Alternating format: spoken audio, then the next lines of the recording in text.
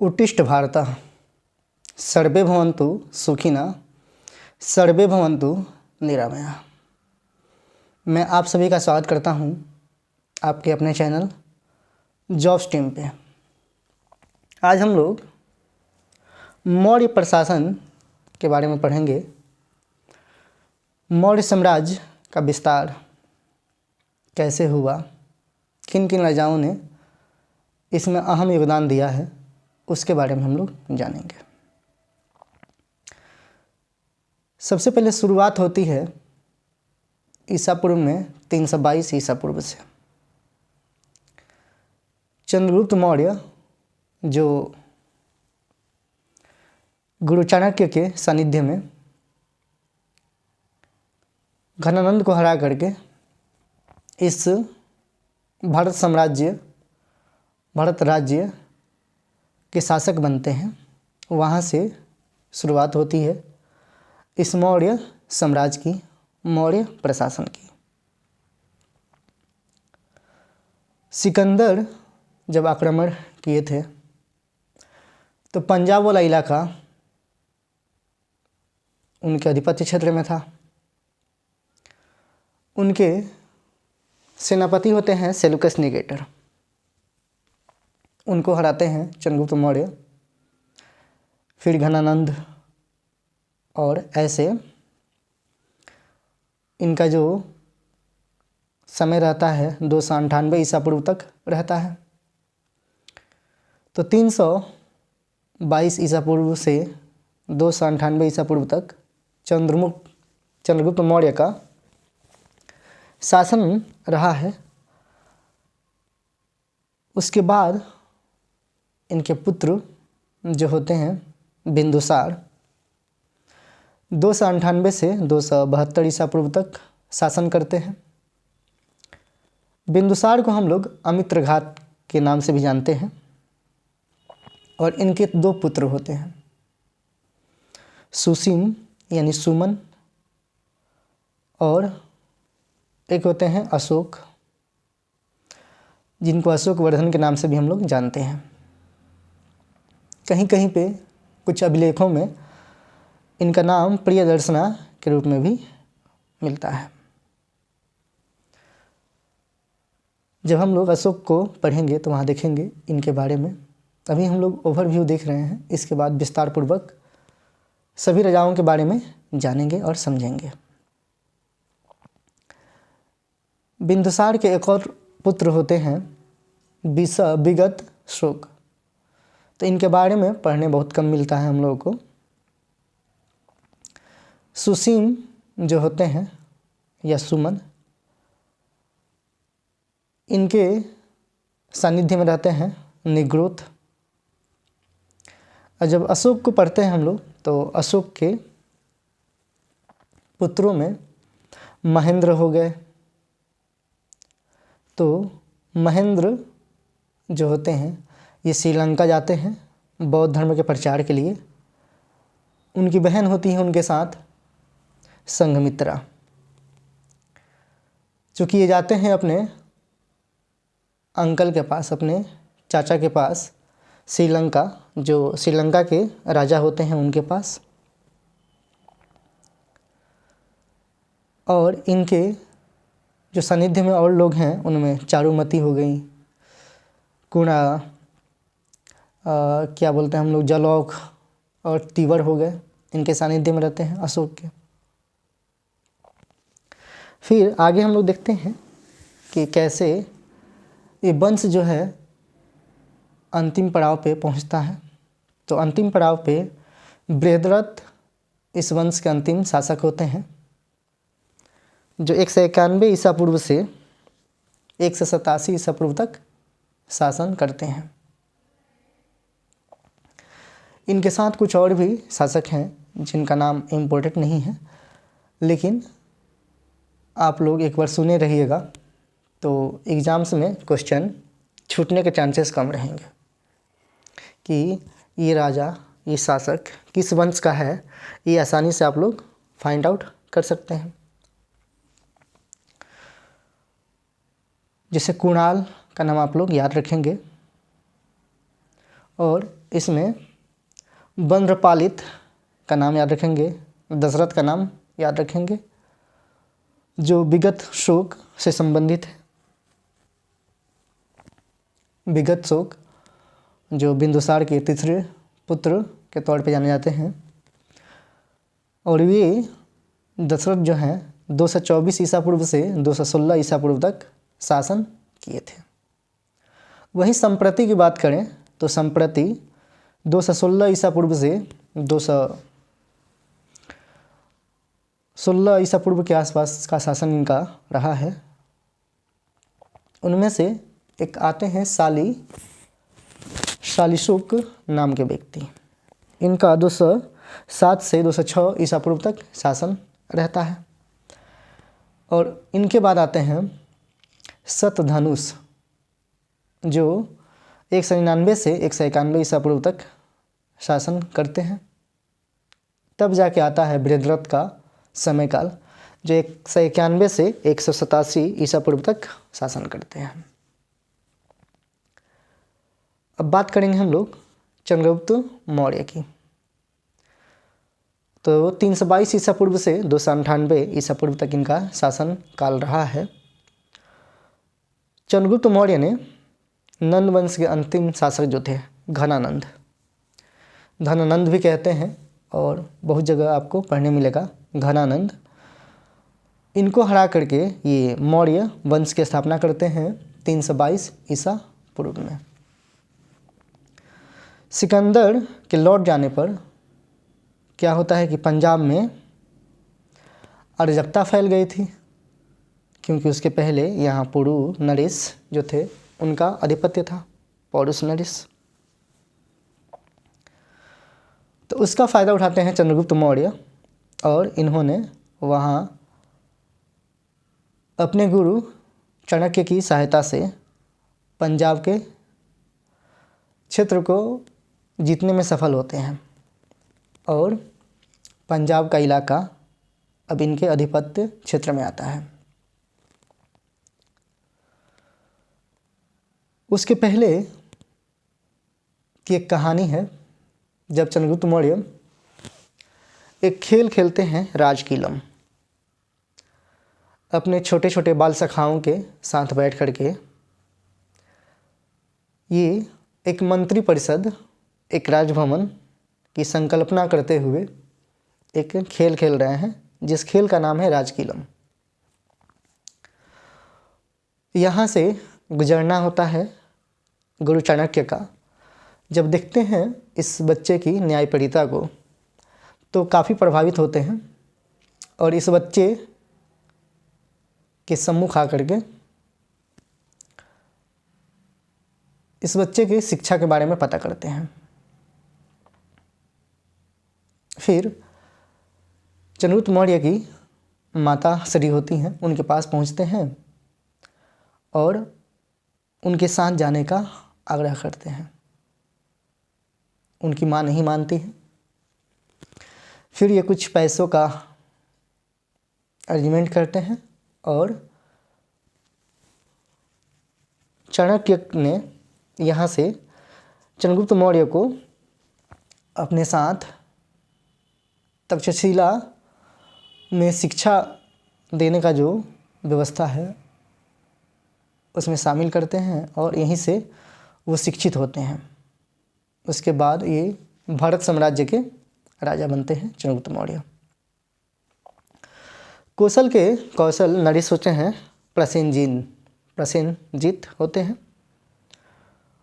और यहाँ पे हम लोग देखते हैं कि कौन कौन से लोग हैं जो तक्षशिला से संबंधित हैं। तो चाणक्य का नाम आप लोग जानते हैं, मगध के राजवैद्य का नाम आप लोग जानते हैं, जीवक जो प्रसेनजीत की मंत्री हुआ करते थे, उनके राजवैद्य हुआ करते थे। और ये सब लोग यहीं से शिक्षा अर्जित किए होते हैं। मौर्य प्रशासन में बात करें हम लोग कि सबसे जो ऊंचे अधिकारी होते थे उनको हम लोग तीर्थ कहते थे।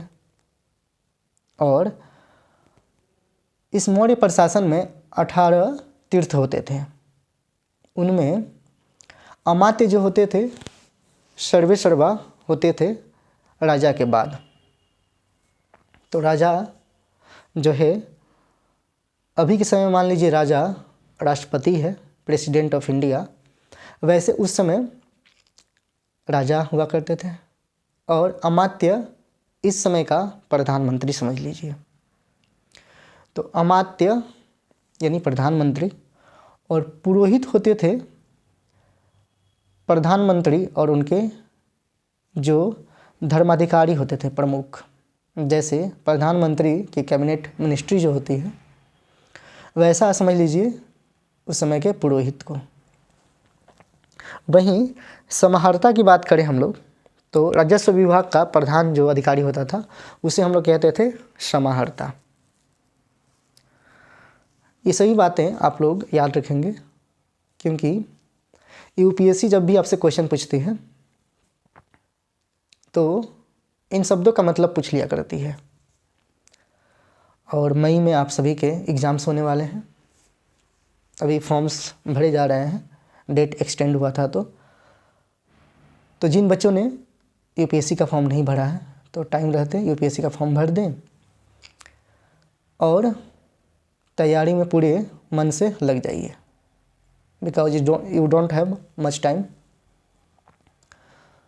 ओके, इसमें आते हैं सन्निधाता। सन्निधाता जो होते हैं वो होते हैं कोषाध्यक्ष यानी ट्रेजर हाउस के जो हेड होते हैं वो होते हैं सन्निधाता। वहीं बात करें हम लोग प्रतिष्ठा की तो प्रतिष्ठा फौजदारी न्यायालय का न्यायाधीश होते हैं और नायक जो होते हैं सेना का संचालक जिनके पास होता है उनको हम लोग नायक कहते हैं। कर्मांतिक जो होते हैं उद्योग धंधों का प्रधान निरीक्षक होते हैं। इंडस्ट्रियल एरिया जिनके अंतर्गत आता है जो उसके निरीक्षक होते हैं प्रधान, उनको हम लोग कहते हैं कर्मांतिक। वहीं व्यवहारिक जो होते हैं दीवानी न्यायालय तथा न्यायाधीश का जो अधिकार होता है वो व्यवहारिक कहलाते हैं। और दंडपाल जो होते हैं सेना की सामग्रियों को जुटाने वाला प्रधान अधिकारी होते हैं। आटविक जो हैं ये वन विभाग के प्रधान होते हैं। और अंतपाल सीमावर्ती दुर्गों का रक्षक होते हैं। द्वारिक की बात करें तो राजमहल की देखभाल करने वाला प्रधान जो अधिकारी होता है वो द्वारिक होता है। द्वार से आप लोग याद कर सकते हैं। अंतर्वैशिक जो होता है सम्राट की अंगरक्षक सेना का प्रधान होता है। तो ये सब बातें आपको याद रखनी है। वहीं नागरक जो होता है इसे हम लोग पौर के नाम से भी जानते हैं। तो पौर यानी नगर का प्रमुख अधिकारी या नगर कोतवाल होता है, पौर या नागरक। दुर्गपाल कौन होता है तो इसके बारे में राजकीय दुर्ग रक्षकों का रक्षा का जो अधिकारी होता है वो होता है दुर्गपाल। वहीं युवराज की बात करें हम लोग तो राजा का उत्तराधिकारी उनका जो पुत्र होता है वो युवराज होता है। सेनापति युद्ध विभाग का मंत्री जो होता है वो होता है सेनापति। वही मंत्री परिषद अध्यक्ष जो होता है परिषद का अध्यक्ष होता है। ये जो भी हम लोग 18 जो तीर्थ पढ़ रहे हैं ये चाणक्य के द्वारा एक किताब लिखी गई है जिसको कहते हैं हम लोग अर्थशास्त्र। आप बच्चे इस बात से कंफ्यूज नहीं हो कि अर्थशास्त्र कहने का है ये विषय तो इकोनॉमिक्स से संबंधित होगा, है ना। इसका इंग्लिश वर्जन इकोनॉमिक्स नहीं होता है, इसका इंग्लिश वर्जन भी अर्थशास्त्र ही होता है। एक्चुअली ये एक पॉलिटिक्स की किताब है। तो चाणक्य ने अर्थशास्त्र नामक पुस्तक लिखी जो मौर्य काल के इतिहास को जानने के लिए सबसे महत्वपूर्ण स्रोत है। मौर्य प्रशासन कैसा था, इसमें कौन राजा कब शासन किया है, इसके बारे में जानकारी हम लोग को मिलती है चाणक्य के द्वारा लिखी गई अर्थशास्त्र किताब से। ब्राह्मण साहित्य चंद्रगुप्त मौर्य को शूद्र कुल का और जैन एवं वैद्य साहित्य उसे क्षत्रिय कुल के मानते हैं। ब्राह्मण साहित्य की बात करें हम लोग तो ये मानते हैं कि चंद्रगुप्त मौर्य जो थे शूद्र जाति के थे। वहीं जैन और बौद्ध जो साहित्य हैं उन्हें क्षत्रिय मानते हैं। अब चंद्रगुप्त के कुछ नाम हैं, उनको याद रखने हैं आप लोग को। जैसे सेंड्रोकोट्स जो नाम है ये किसके द्वारा मानित है, तो एस्ट्रोबो हो गए, एरियन हो गए और जस्टिन हो गए। इन लोगों ने चंद्रगुप्त को एक उपमा दी है और उपमा क्या है, वो सेंड्रोकोट्स। वहीं एंड्रोकोट्स जो उपमा है ये दी गई है प्लूटार्क के द्वारा। और चंद्रगुप्त जो नाम मिलता है वो जूनागढ़ अभिलेख में इनका नाम मिलता है चंद्रगुप्त मौर्य। चंद्रगुप्त मौर्य की संज्ञा का प्राचीनतम अभिलेख जो साक्ष्य है वो रुद्रदामन के जूनागढ़ अभिलेख से मिलता है। तो रुद्रदामन का अभिलेख है, उसको याद रखना है, जूनागढ़ अभिलेख, जिसमें इनके नाम जो है चंद्रगुप्त मौर्य मिलता है। चूँकि जूनागढ़ अभिलेख है ये ब्राह्मी लिपि में लिखी गई है। उस समय की जो बोलचाल की भाषा थी, आमजन की भाषा थी ब्राह्मी लिपि, ब्राह्मी भाषा, पाली भाषा हम लोग कहते हैं ब्राह्मी लिपि, उसमें ये था। चंद्रगुप्त मौर्य और सेल्यूकस के बीच एक युद्ध हुआ था 305 ईसा पूर्व में, जिसमें सेल्यूकस पराजित हुआ था। तो ये 322 ईसा पूर्व के बाद की घटना है। और ये सिकंदर का सेनापति हुआ करता था, सेल्यूकस निकेटर, है ना, निर्याकस आप लोग पढ़े होंगे। फलस्वरूप चंद्रगुप्त मौर्य तथा सेल्यूकस के बीच एक संधि होती है और सेल्यूकस जो होते हैं अपनी पुत्री का विवाह चंद्रगुप्त मौर्य से कर देते हैं। उनकी पुत्री का नाम कर्णालिया होता है, जिनकी शादी होती है चंद्रगुप्त मौर्य से। और एक यहाँ पे कहानी का मैं जिक्र करूँगा। आज चूँकि तारीख है 14 फरवरी और 14 फरवरी प्रेमी जोड़ों के लिए काफ़ी इम्पोर्टेंट होता है आज का दिन। अपने भारतीय इतिहास में एक कड़ी जुड़ गया है ब्लैक डे, यानी पुलवामा अटैक हुआ था 14 फरवरी 2019 में। कश्मीर का वो जगह जहाँ पे ये अटैक हुआ, पुलवामा, और तब से हम लोग इस दिन को भुनाने के लिए ब्लैक डे मनाते हैं। चूँकि हमारे समाज में प्रेम संबंध जो है बहुत अच्छे नज़रिए से नहीं देखा जाता है, क्योंकि इसको जो निभाने वाले हैं वो इसकी मर्यादा को भंग कर देते हैं। इस वजह से तो 14 फरवरी को पुलवामा अटैक, 14 फरवरी को वैलेंटाइंस डे होता है और 14 फरवरी आज है, तो मैं उस बात का जिक्र कर रहा हूँ। ये होते हैं कर्णालिया, तो ये मन ही मन चाहती हैं चंद्रगुप्त मौर्य को। इनकी चाहत होती है कि मैं जिससे प्रेम करती हूँ काश उससे मेरी शादी हो जाए। अपनी सखियों के बीच ये बातें उनकी चलती है। एक समय आता है जब चंद्रगुप्त मौर्य जीत जाते हैं उनके पिता से युद्ध। फिर प्रेम प्रस्ताव जो उनका था वो हकीकत में बदल चुका था। अब उनके पास खुद ही एक प्रस्ताव चल के आया था, वो प्रस्ताव था शादी का। तो ये चंद्रगुप्त मौर्य की साइड से था। तो कितनी खुशी की बात होगी उस लड़की के लिए कि एक राजकुमारी एक राजा की पत्नी बनने जा रही है, और वो भी उस राजा का जो उसके सपनों का राजकुमार है।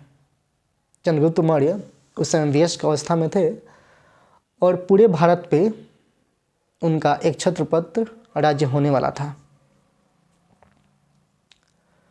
तो ये उनके लिए सौभाग्य की बात थी। तो अगर आप भी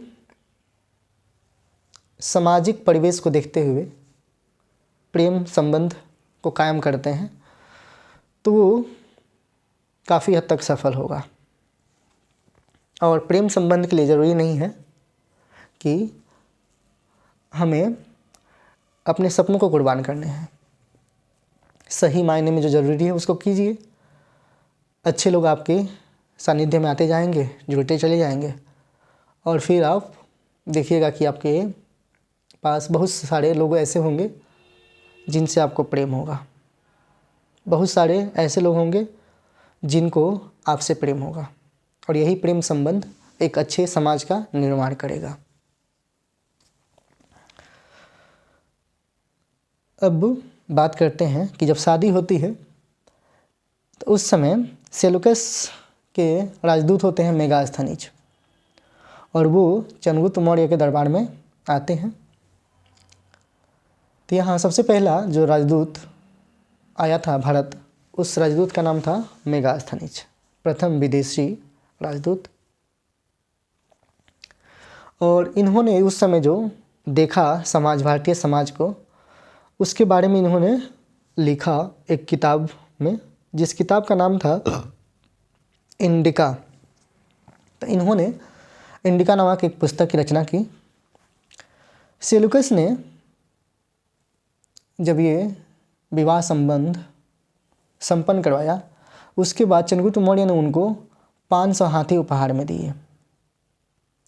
और ये प्लूटार्क, जिन्होंने एंड्रोकोटस कहा था चंद्रगुप्त मौर्य को, उन्हीं के अनुसार ऐसी बातें निकल के आती हैं कि चंद्रगुप्त मौर्य ने अपने ससुर हम लोग भोजपुरी में कहते हैं, बट ये होता है स्वसुर। तो अपने स्वसुर सेलुकस को 500 हाथी उपहार में दिए थे। और चंद्रगुप्त को यूनानियों ने सेंट्रोकोट्स कहा था। तो प्लूटार्क भी और यूनानियों ने भी इनको जो है सेंट्रोकोट्स कहा था। प्लूटार्क ने चूँकि एंट्रोकोट्स कहा था और यूनानियों ने इनको सेंट्रोकस कहा था, जिनमें एस्ट्रोबो हो गए, एरियन हो गए, जस्टिन हो गए आदि लोग। अपने जीवन का जो अंतिम समय आया चंद्रगुप्त मौर्य का, तो इन्होंने जैन धर्म स्वीकार कर लिया और कर्नाटक चले गए। वहाँ श्रम बेलगोला में जा कर के इन्होंने अपने जीवन को एक अंतिम पड़ाव दिया। अब सेलुकस ने चंद्रगुप्त को विवाह के बाद कुछ दान दिए थे। उन दानों में जैसे काबुल हो गया, और काबुल का उस समय नाम था एरिया। वहीं कंधार दिया था, जिसका पुराना नाम अराकोसिया है। तरान दिया था, जिसका पुराना नाम ग्रेदेसिया है। तो ये सभी प्रांत इनको दहेज के रूप में मिले थे सेलुकस निकेटर से। चंद्रगुप्त मौर्य की पत्नी थी हेलेना, यानी कर्नेलिया, जो सेलुकस की पुत्री थी। तो इनका 2 नाम आप याद रखेंगे, एक हेलेना और एक कर्नेलिया।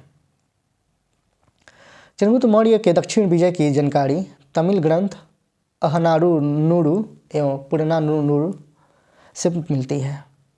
तो तमिल की ग्रंथ है, नाम टफ होता है, बट आप 2-3 बार इसको सुनेंगे तो आपको याद हो जाएगा। अहनानुरू और पुरनानुरू, ये दोनों ग्रंथ है तमिल ग्रंथ, जिससे हम लोग को जानकारी मिलती है चंद्रगुप्त मौर्य के बारे में। चंद्रगुप्त मौर्य की जो सेना थी वो उसके 6 अंग थे। उनमें अश्व सेना, हस्ती सेना, पैदल सेना, नौ सेना, रथ सेना और सैन्य सहायता विभाग थी। तो इसको याद रखना है आप लोगों को कि घोड़ों की सेना भी थी, हाथी की सेना भी थी, यानी अश्व सेना, हस्ती सेना, और इसके साथ पैदल सेना भी टुकड़ियों में चलती थी, नौ सेना, रथ सेना और सैन्य सेना। विभागों के अध्यक्ष को अमात्य कहा जाता था। तो अमात्य सबसे प्रधानमंत्री जो होते थे उनको अमात्य कहा जाता था, और ये सभी विभागों के क्या होते थे? अध्यक्ष होते थे। जैसे देश का प्रधान कौन है? प्रधानमंत्री। वैसे चंद्रगुप्त को जब गुरु मिले भद्रबाहु तो उनके साथ ही चले जाते हैं कर्नाटक, और यहीं कर्नाटक के श्रवण बेलगोला में एक पहाड़ी है चंद्रगिरी पहाड़ी। तो इस चंद्रगिरी पहाड़ी पर ही 298 ईसा पूर्व में इनकी जीवनशैया तैयार होती है। इनकी जीवन की अंतिम कड़ी यहीं समाप्त होती है। यहाँ पे जो इनकी जीवन की लीला खत्म होती है तो उस समय इन्होंने एक विधि अपनाई थी। उस विधि का नाम है संलेखना विधि। संलेखना विधि में क्या होता है तो आप देखेंगे कि जो व्यक्ति होता है वो अन्न भोजन त्याग देता है, प्यासा रहता है और इस तरह से अपने जीवन को खत्म कर देता है। इसे बोलते हैं हम लोग संलेखना विधि। विलियम जोन्स पहले विद्वान थे जिन्होंने सैंडोकोट्स की पहचान भारतीय ग्रंथों में चंद्रगुप्त से की है। विलियम जोन्स जब आते हैं इंडिया तो उन्होंने ये जानकारी निकाली कि चंद्रगुप्त मौर्य कौन है, जो हिस्ट्री में हम लोग देखते आ रहे हैं ये व्यक्ति कौन है। विलियम जोन्स के बारे में आप लोग जानते हैं कि एक लिंग्विस्ट पर्सन थे, और इन्होंने इंडिया में आकर के एशियाटिक सोसाइटी की स्थापना की थी। इनके मित्र बंधु भी इनके साथ थे, जिसमें कि नेथियल कलरब्रुक हो गए, और एक और मित्र हैं इनके नेथियल कलरब्रुक, एक और नाम ध्यान मुझे नहीं आ रहा है अभी।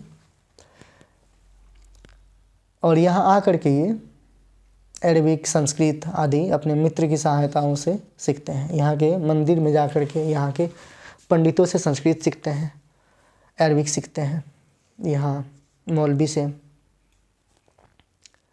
उसके पहले ये फ्रांसीसी यानी फ्रेंच और इंग्लिश आदि भाषाओं के जानकार थे जब कैम्ब्रिज में थे, ऑक्सफोर्ड में थे तब। प्लूटार्क के अनुसार चंद्रगुप्त ने 100 लाख सेना 6 लाख सेना लेकर के समूचे भारत पर आधिपत्य कर लिया था। तो प्लूटार्क, जो इनको एंट्रोकट्स कहते हैं, उनके अनुसार देखा जाए तो चंद्रगुप्त मौर्य ऐसे व्यक्ति थे जिन्होंने पूरे भारत को विजित कर लिया था। कैसे? तो 6 लाख की सेना लेकर के। चंद्रगुप्त मौर्य के राज्यपाल थे पुष्यगुप्त वैश्य, और उन्होंने ही सुदर्शन नामक झील का निर्माण करवाया था। सुदर्शन झील का निर्माण जो है पुष्यगुप्त वैश्य ने करवाया था, जो चंद्रगुप्त मौर्य के राज्यपाल हुआ करते थे। मेगास्थनीज के अनुसार अगर बात की जाए तो भारत में दास प्रथा नहीं था, गुलामी नहीं थी। मेगास्थनीज भारतीय समाज को 7 जातियों में विभक्त किया है। उनमें से दार्शनिक है, किसान है, अहीर है, कारीगर या शिल्पी है, सैनिक है, निरीक्षक है, सभासद है और अन्य शासक वर्ग है। समय अंतिम पड़ाव पे है, आधे घंटे का वीडियो होने वाला है और यहीं हम लोग आज के वीडियो को रोकेंगे। उसके पहले जाते जाते एक और बात जान लेते हैं हम लोग। मेगास्थनीज ने पाटलिपुत्र को पॉलीब्रोथा का नाम दिया था। तो मेगास्थनीज ने ही पाटलिपुत्र का नामकरण पॉलीब्रोथा के नाम से किया था। तो आप कमेंट करके बताइएगा कि आपको वीडियो कैसा लगा, आपको जानकारी कैसी लगी, क्योंकि आपके कमेंट्स, आपके लाइक्स जो हैं हमारे हौसला अफजाई के स्रोत होते हैं। और हम लोग ये बातें कर रहे हैं, ये पढ़ाई नहीं कर रहे हैं। जैसे हम लोग बात कर रहे हैं और उन बात के माध्यम से जानकारी शेयर कर रहे हैं ताकि चीज़ें आपको आसानी से याद हो जाएं और मुझे मेरा प्रैक्टिस हो जाए। क्योंकि एग्ज़ाम हमें भी देना है, एग्ज़ाम्स आपको भी देना है, और जब एग्ज़ाम आपको भी देना है, एग्ज़ाम मुझे भी देना है, तो तैयारी अच्छी होनी चाहिए। ताकि अंतिम रूप से हम लोग सफल हो सकें।